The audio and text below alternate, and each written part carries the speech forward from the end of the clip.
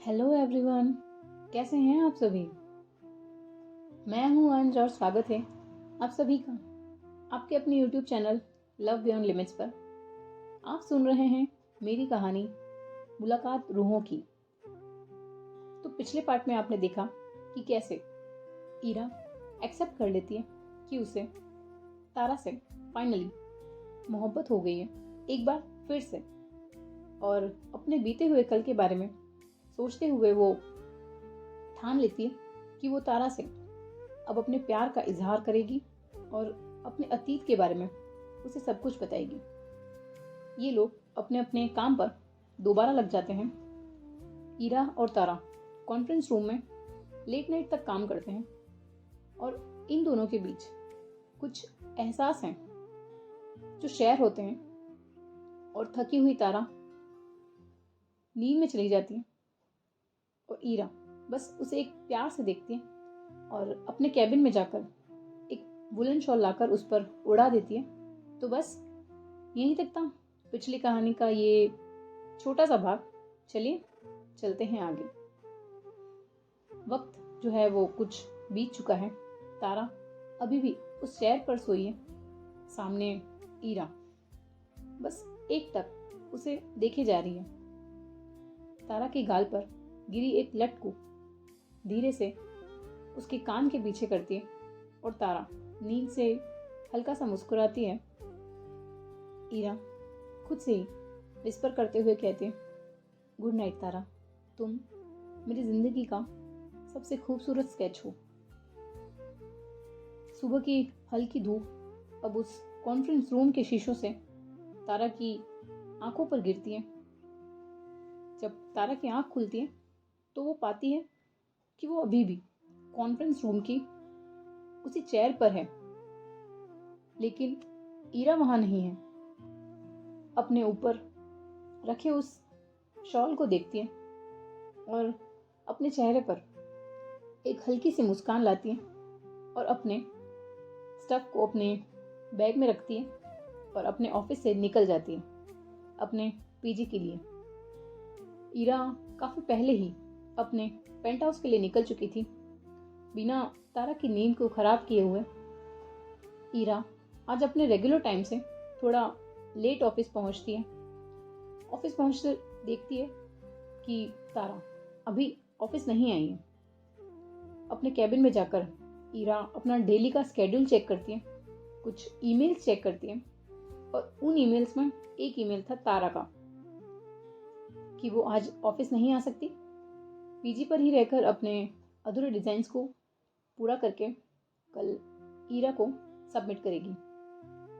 ईरा तारा को वो मेल पढ़ती है, पहले हल्का सा मुस्कुराती है और फिर अपने मन में कुछ सोचती है और अपने आप को फिर से अपने काम में झोंक देती है। ये वक्त अब सुबह से दोपहर और दोपहर से शाम की ओर बढ़ चला था। करीब शाम 4 बजे ईरा अपने ऑफिस से अपने लैपटॉप और कुछ डिजाइन्स लेकर अपनी कार की कीज उठाती है और अपनी कार के स्टीयरिंग को घुमाते हुए पहुंचती है सीधा तारा के पीजी के बाहर। तारा अपने कमरे में कुछ स्केचबुक पर ड्रॉ कर रही है, तभी दरवाजे पर दस्तक होती है। वो उठकर दरवाजा खोलती है। सामने ईरा खड़ी है। ईरा का चेहरा थोड़ा थका हुआ है, लेकिन चेहरे पर एक वाइट स्माइल है। तारा ईरा को देखकर थोड़ा सा हैरान है, कहती है, ईरा मैम, आप यहाँ? मैम नहीं तारा, बस ईरा, क्या मैं अंदर आ सकती हूँ? हाँ हाँ बिल्कुल, प्लीज अंदर आइए। ये कहकर तारा साइड हो जाती है और ईरा अंदर आती है। वहां रखी एक चेयर पर बैठकर उस छोटे से कमरे को देखती है जिसे अभी तारा ने कुछ ही दिन पहले अपने डिजाइन्स और अपने स्केच से सजा दिया था। तारा दरवाजे को बंद करती हुई ईरा के सामने बैठती है और कहती है, सब ठीक है ना? आप सडन यहाँ? ईरा कुछ देर चुप रहती है, खिड़की की तरफ देखती है और फिर एक लंबी गहरी सांस लेकर अपनी बात को कहना शुरू कर देती है। मैं आज यहाँ सिर्फ एक बात कहने आई हूँ तारा, एक सच जो मैं कभी किसी को पूरी तरह से कह ही नहीं पाई। मैं तुमसे कुछ छुपाना नहीं चाहती। आप कुछ भी कह सकती हैं ईरा, बिना किसी डर के। तारा ये कहते हुए ईरा की आंखों में गौर से देखती है। ईरा की आंखें हल्की नम हो चुकी हैं, लेकिन वो अपनी आवाज को नर्म नहीं करती। ईरा अपनी बात को कहना शुरू करती है। कुछ साल पहले मेरी जिंदगी में एक लड़की थी, नैना। हम दोनों एक दूसरे से प्यार करते थे। उसके साथ मैं खुद को जैसे पूरा महसूस करती थी, लेकिन अब शायद तुम्हारे साथ करती हूँ। तारा ईरा की इन बातों को बड़ी ध्यान से सुन रही है। ईरा फिर कहती है, लेकिन फिर एक दिन बिना कुछ कहे, बिना कुछ बताए नैना मुझे छोड़कर चली गई। उसका मेरे पास सिर्फ एक नोट था। लिखा था कि उसे खुद से डर लगता है और वो मुझे कभी प्यार नहीं दे पाएगी जो मैं डिजर्व करती हूँ। ईरा की आंखें ये कहते हुए पूरी तरह नम हो चुकी हैं। उस दिन के बाद मैंने खुद से वादा कर लिया था कि मैं फिर कभी किसी को अपने इतने करीब नहीं आने दूंगी। ईरा का गला अब भर चुका है। फिर वो मुस्कुराकर तारा की तरफ देखती है और कहती, और फिर तुम आई। मैं? हाँ हाँ तारा, तुम्हारा इनोसेंस, तुम्हारा जुनून, तुम्हारा काम से प्यार, सब कुछ धीरे धीरे मेरे अंदर कुछ तोड़ रहा था और शायद कुछ जोड़ भी रहा था। तुम्हारे साथ वक्त बिताकर मुझे खुद से मिलने का मन करता है।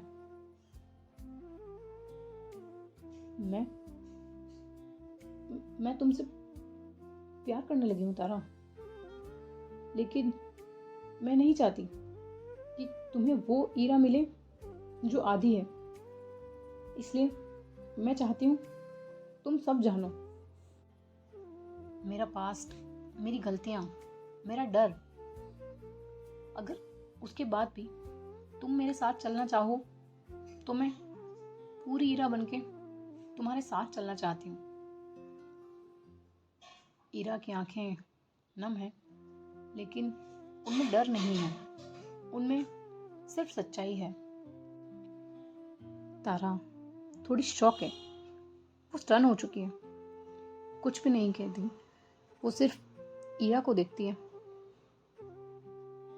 और कहती है, ईरा आप। ईरा तारा की बात को कट करते हुए हल्की सी मुस्कान के साथ कहती है, नहीं, आज जवाब नहीं चाहिए। सिर्फ इतना चाहिए कि जब मैं कभी भी तुम कुछ महसूस करो तो तुम मुझे बता सको, और अगर कभी मैं कंफ्यूज हो जाऊं तो तुम मुझे फिर से इंस्पायर कर सको, जैसे हर डिजाइन में करती हो। तारा ईरा की बात का कोई जवाब नहीं देती और ये दोनों बस ऐसे ही कुछ देर खामोश बैठते हैं। तारा बस ईरा को देख रही है कि ईरा की आंखों में कितनी सच्चाई है, कितनी मासूमियत दिख रही है उसे आज इस स्ट्रिक्ट ईरा की आंखों में।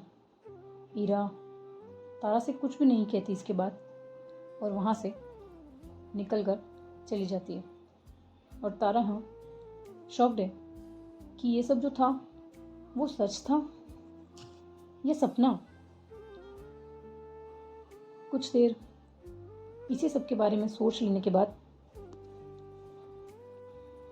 तारा अपने आप को होश में लाती है और इन्हीं सब ख्यालों के साथ वो अपने लिए कुछ खाने के लिए बनाती है और उसे लेकर टेबल पर रखती है। तारा अभी अपने कैजुअल आउटफिट में है। तारा ने अपने बाल खोल रखे हैं और लूज पजामे के साथ, टी शर्ट के साथ वो अपने स्टडी टेबल पर बैठी है। तारा अपने सामने लगे उस मंगलसूत्र के अधूरे डिज़ाइन को देख रही है, जैसे उसमें ईरा की आवाज़ हो, उसकी नज़रों की गर्मी उसमें बसी हो। वो धीरे से उस डिज़ाइन को छूती है और कुछ बुदबुदा